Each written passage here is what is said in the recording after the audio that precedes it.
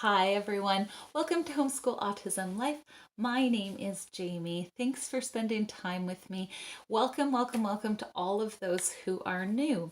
So in the last few couple of videos, I have been talking about Gather Round Homeschool and how much my children have been loving it, how I've been loving it, how we've been using it in our family with our three very different learners. Now, I had discussed a little bit about my youngest, Ceana, and how she needed something called eye therapy. And so this video today is going to be discussing simply what happened, why, and how this eye therapy has changed her life and ours for the better. And if you are struggling with a child who is having difficulty, I hope that this will be super helpful for you, at least give you a place to start. Now, I'm going to be flooding again my description box with a whole bunch of videos and articles and maybe some links. I can't remember all of the things that I've got. I've had a few people ask this question as if you have a child who's struggling to read and do math, it can be really confusing and unsure. And we had to find it completely by ourselves. And by the grace of God, he brought people along who knew about eye therapy, but this wasn't found in the main school system. It wasn't found in our optometrist and here in town. So it isn't something that's mainstream yet. I hope and I pray that it becomes something like that, because otherwise Ceana would have struggled her entire school career. And I am so happy to say that that's not going to be her story. So I'm going to ask you a couple of questions because it's very specific to Ceana, but I think that it gives a good basis for what you are looking for if you have a child who's struggling, and maybe eye therapy as a candidate. So, does your child have difficulty with headaches or tummy aches all the time without any other explanation health-wise? Does your child struggle to read and do math, even if the same word is on the same page 10 times? Do they have trouble recognizing that it's the same word? Do they mix up their letters? We thought she was dyslexic because she would write, and still does on occasion, the whole word backwards, including her name. She starts with an A and goes all the way to C. And you're like, I don't even know how you managed to do that. Does your child often find interesting ways to cope? So are they the class clown? Do they find ways to like disappear to the bathroom when they're having difficulty in math or reading? One of the other things is, does your child, if you send them into a room to clean up, do they miss a lot and they are honest to goodness saying, I did that chore, mom? And the last one is, are they kind of messy eaters? Now, not as bad as, say, toddlers where it goes all over their face and stuff, but is there morsels of food all around their plate and all around the floor? If you are saying yes to a series of these questions, or several of these questions, I should say, then you might be wanting to look for an eye therapy place. So Ceana, we wanted to know, she was doing fine in preschool and kindergarten, and then she hit grade 1 and grade 2 when she needed to start reading and start doing math sums. And she found it incredibly difficult. And so she adapted and she did a bunch of things like we worked so hard with her getting addition, and then suddenly they changed to subtraction, and she disappeared into the bathroom, and she also changed all of the subtractions to a plus sign. And I was like, I give you all the points in the world for that child. But the teacher was not amused, and she was involved in early literacy. And it was a person who, if there are children in their school who are having difficulty learning to read, they on purpose take time out of the day to sit with that child and learn how. And the issue that we found is that the school system said, we hit a wall with her. And I go, well, you don't get to hit a wall with her. And so they kind of threw up their hands and didn't know what to do. We took her to the optometrist in our town, and she had 20/20 vision. And we were like, well, something's going on. And so I said, well, is it possible she's dyslexic? They had no way of determining that. And so again, we were left with, what do we do? Because she is struggling. And she would say things like, well, I'm just not smart, Mom. And I'm going to be like you. I'm going to be an artist. And I'm like, well, that's not how it works, because you still have to learn how to read and do math. So at the end of the day, we heard about the eye studio, and the eye studio is in a town or a city in our province in Alberta, and they do something called eye therapy. So I went on their site and I filled out a questionnaire, and they called us and said, yeah, she is definitely a candidate, come and do the testing. And sure enough, she needed eye therapy. So she had three things wrong with her eyes. Not that she couldn't see, 20/20 she could, but her eyes were giving her wrong signals into her brain. And so one of the problems was called tracking. Now, tracking is when you read you see one whole word, read it, move on to the next, move on to the next, and so on and so forth.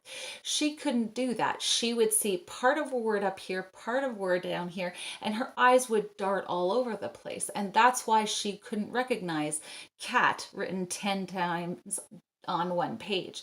It just did not register because she's not seeing any of the whole words all the way through. The other thing that she had was that her eyes, during eye exams, it's really easy for you to recognize what they say, and then they click and you can look around and then you go back to focusing. In a book or reading or doing math, you have this constant and you're focused and you're doing your thing. But her eyes would get tired and then they would not want to focus. And so then her focus was in and out as well. Last thing that they really specifically mentioned was her amygdala. So that's the jigger that does your fight or flight mechanism. So when you see danger, your eyes dilate huge so that you can recognize where the ways of escape are. Hers are constantly like this, which means that her brain is telling her everything is a big, huge, hairy deal. So if she is happy, she is over the moon. And if she is unhappy, it is the end of the world. And so even as a parent, you're like, how many times you're like, calm down, enough. You don't need to freak out about that. And then to find out that, yeah, this was an issue.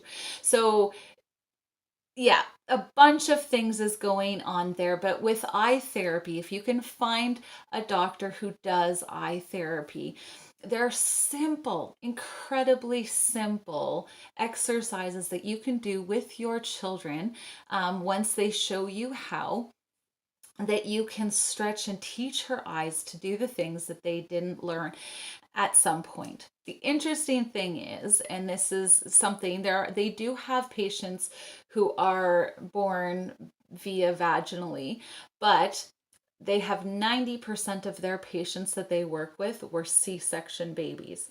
Mine all were C-section babies. I have two who are completely fine as far as their vision goes, and then one who ended up having eye issues. So it's not something that's across the board, but it's something to consider. Essentially, when they go through the birth canal, it actually triggers some ophthalmic nerve that actually helps deal with some of this stuff. And apparently some babies overcome this, but others don't. The thing I should mention is that if you're going to do eye therapy, it may be expensive. Our insurance didn't cover it, and so thankfully God provided for that. But the other part of it is you have to be very intentional about doing it. So they give you, at this place, we went once a week. And then we came home with exercises that we had to do 6 times a week. She would have one day off, but usually 20 to 40 minutes, depending on how resistant our child or my child was. But for her, it was after school. And she was just really tired and exhausted. And she's had difficulty falling asleep since she had adenoid and tonsil surgery. And she never learned to sleep really well because she couldn't breathe at night.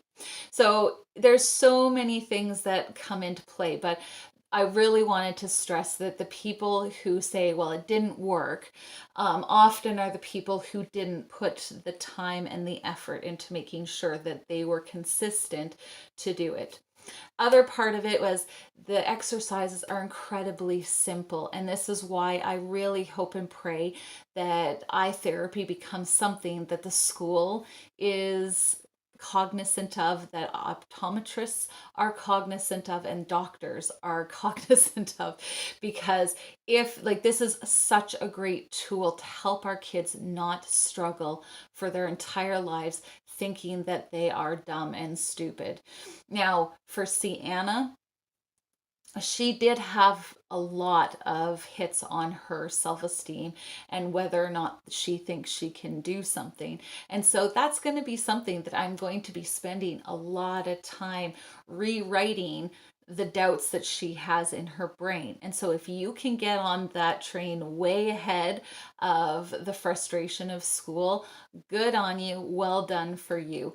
But I really feel that even knowing for Ceana that it wasn't her fault, that it wasn't that she wasn't trying hard enough, it wasn't that she was incapable of it, all of those things will help in the long run because she can say, okay, I've had to work really hard at reading and look at what I accomplished, not I still suck at reading because I can't do it. Like the difference in those two attitudes and having the knowledge of knowing that something's wrong or knowledge that you can work to improve it is a lot better than going blind and going, well, everyone else finds this so easy. Why can't I?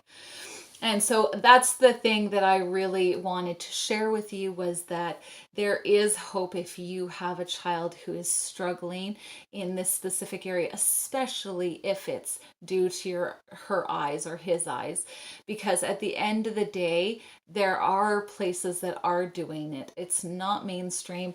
And I hope and pray that everyone who is listening and goes, that's me and that's my child, will have access to finding a doctor who is willing and able and knows these programs, because they're huge at the end of the day. So thank you for watching. I hope this has been a blessing and a help to you. If you have any questions, please, please, please feel free to ask me a question in the comment section below. I am super, super passionate about getting children the help that they need, especially when it's so easy and so simple. You just got to do it. And I think that if you're a teacher too, please, please, please look into it, because it will help your children that are struggling, and it will help you know how to help them. So thank you for watching. I hope you are having an enjoyable summer. This is the last week of co-teaching, or the last day of co-teaching with my kids. We're done. We're done for the summer. I'll still keep our schedule and still be doing some gather around homeschool because, yeah, we don't want to start from scratch. But I am so excited about what this new year is coming for the school year, and I hope you are as well. Have a wonderful day, folks, and we'll talk to you next week.